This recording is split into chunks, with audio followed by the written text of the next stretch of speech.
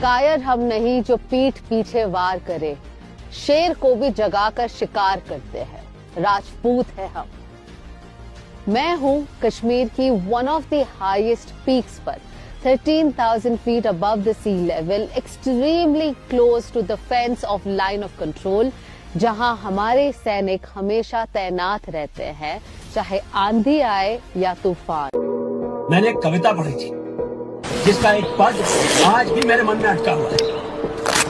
तलवार से बिजली कड़के, लाल लहू बहे धरती, ये वर देना प्रभु मोहे, विजय हो या दिक्कत।